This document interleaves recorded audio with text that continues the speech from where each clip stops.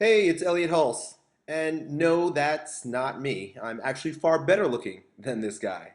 Real quick, make sure you stick around to the end of this video. I have a really cool gift that I want to send you. It's something that's going to help you build more muscle with less fat, and I think you're really going to like it.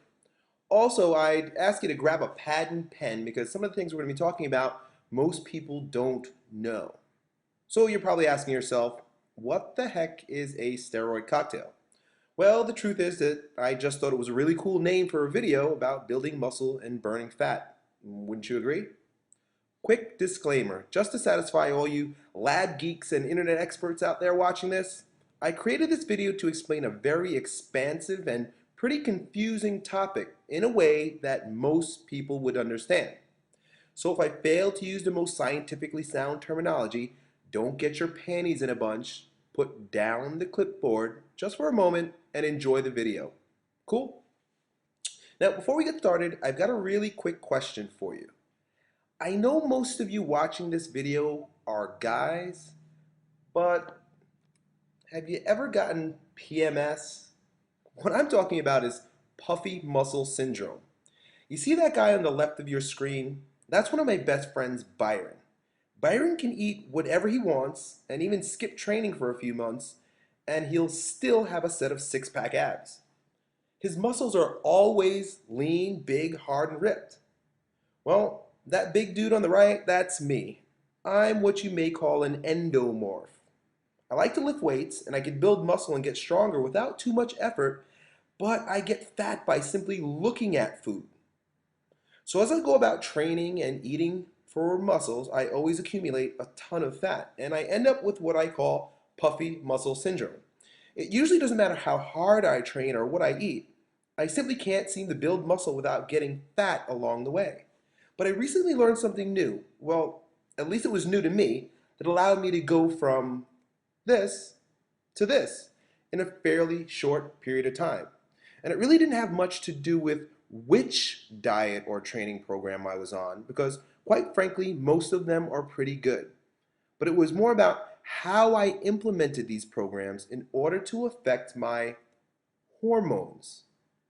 And that's why I named this video the Raw Steroid Cocktail, because I'm going to show you a two-step formula for maximum anabolism, not animal sex. First, I'd like you to understand that there are two types of steroids. And no, that's not what I mean. Actually, I'm referring to first, exogenous steroids, which is the kind that these guys make, and endogenous steroids, the kind that these guys make. So for the purposes of this video, we're going to be focused on endogenous steroids, the kind that your body produces naturally. Now within this category, we're going to discuss two types of hormones, catabolic and anabolic. In Chinese medicine and philosophy, anabolism falls under the yin category because it behaves in a nature that's feminine, believe it or not. Some of the other attributes to describe anabolism is cold, passive, growing. It's associated with the nighttime, rest. And with regard to your autonomic nervous system, it's parasympathetic. Some anabolic hormones include testosterone, DHEA, insulin, and growth hormone.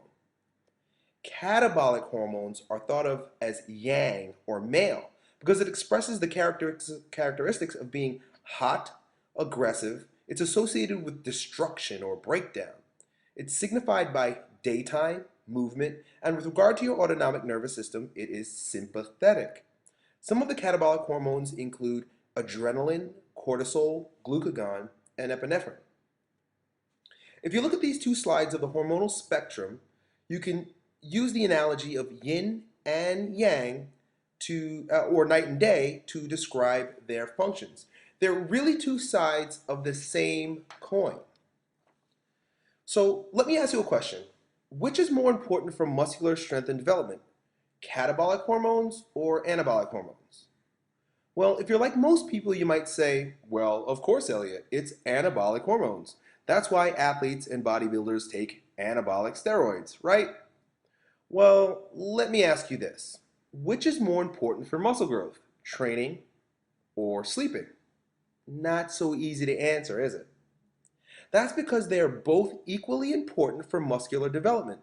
Again, they're two sides of the same coin. So then why is it that everyone is so against catabolism if it's so darn important for muscle building? Everywhere you look and read, people are promoting anti-catabolic supplements and diets. Is this really the best approach for burning fat and building muscle? Listen, nature is not dualistic. In fact, it's more of a dialectic or dance. You see, up exists because there's down, summer exists because there's a winter, day exists because there's a night, man exists because there's woman. And so-called good, or that which we happen to enjoy and is agreeable to us now, was decided upon so that we can better understand so-called bad, or that which we happen to dislike at the moment. The problem is that throughout man's journey to better understand the world around us, we have created theories, or better yet, stories that break up the universe into good and bad, when really they're both equally necessary and both sides of the same coin. Now, in the same fashion that the daily and annual rhythms take place in a predictable pattern, every time the sun goes down, 12 hours later it comes back, well, anabolism and catabolism should follow a similar pattern to allow the normal breaking down of the body, and more specifically in our case, the breakdown of fat for energy, and the building up process. And if we look at the chart, we can see that the red line, let me go back, the red line represents catabolic hormones. It should hit a healthy spike early in the day and then begin falling as the sun falls. And then the blue line, which represents anabolic hormones, dips into its maximal secretion phase as we sleep at night